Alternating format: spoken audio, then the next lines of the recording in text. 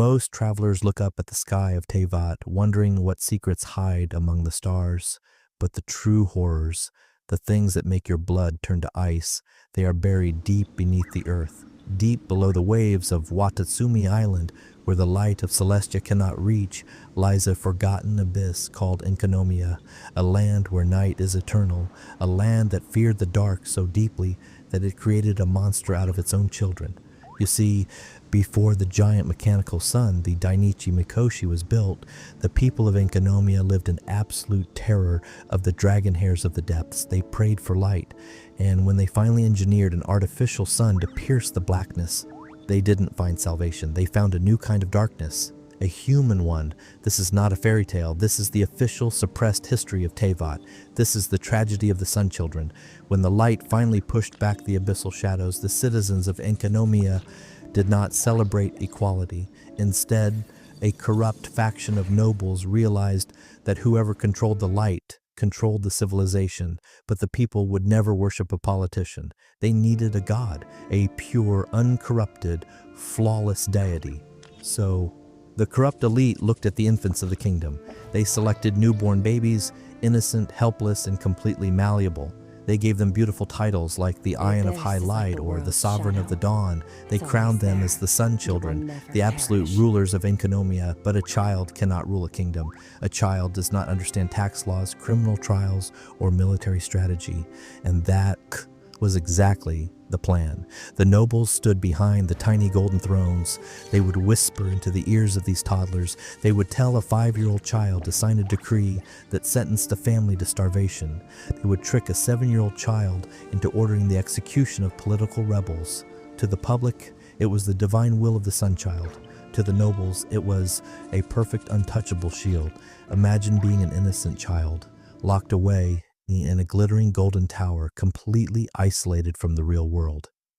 You are told that every word you speak is law. You are given toys, sweets, and beautiful silk robes. But you are never allowed to look outside. You are never allowed to leave the platform of the sun. You are a living god and a dead soul.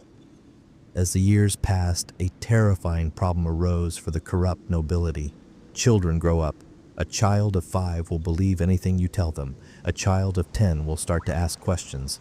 A teenager of 14 will look at the decrees they are signing, look at the weeping citizens in the courtyard, and realize that they are causing endless suffering. The moment a Sun Child reached the age of cognitive awareness, they became a liability. They became dangerous. The nobles could not allow an adult king to take away their power. So they invented a ritual, a holy, sacred tradition called the Rite of the Divine Ember. To the public, they announced that when the Sun Child reached a certain age, their divine spirit became too powerful for their physical body. To save the kingdom, the child's soul had to be returned directly to the artificial sun, the Dainichi Mikoshi, to keep the light burning forever. The citizens would gather around the base of the massive tower. They would chant hymns of praise. The chosen teenager would be dressed in their finest ceremonial garments, encrusted with gold and precious gems. They would be led up the thousands of stone steps, up to the highest peak, directly beneath the blinding, scorching core of the mechanical sun. And then they were thrown inside. They were burned alive, sacrificed in the very light they were named after.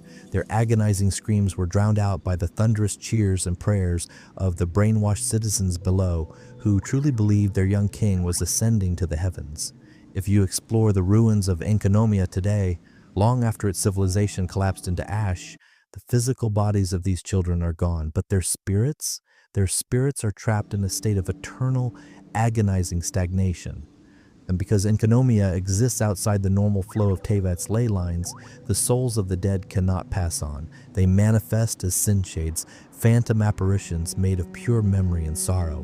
When the traveler descends into the ruins, you can actually find and speak to the ghosts of these Sun Children, and what they tell you is deeply unsettling. Take the spirit of a Sun Child named Pirituz. When you speak to him, he doesn't speak like a majestic god. He speaks with the terrified voice of a boy who finally realized what was happening to him right before his death. He tells you how he noticed that his predecessors all disappeared on their 15th birthdays. He realized that the ascension was an execution. Another ghost, a young girl named Isumenas, remembers the exact taste of the poisoned wine they tried to feed her when she refused to climb the steps of the Sun Tower. They were children who were worshipped by thousands, yet not a single person in the entire world actually loved them. They were tools, discarded and burned the second they became inconvenient. The true horror isn't a monster hiding in the dark. It is a society that willingly throws its children into the fire to keep its elite comfortable.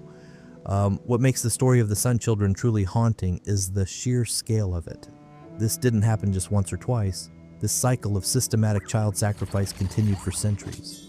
Generations of children were born, raised in a golden cage, and turned to ash before they ever had the chance to see a real tree, a real ocean, or a real sunrise. When the serpent god Orobashi finally arrived in Enkanomiya and saved the people from the dark, he saw what the nobles were doing. He saw the systematic cruelty. He overthrew the corrupt oligarchs and banned the ritual of the Sun Children forever. But the damage to the collective soul of Enkanomiya was already done. The blood of those kids is baked into the very stones of the Dainichi Mikoshi Tower.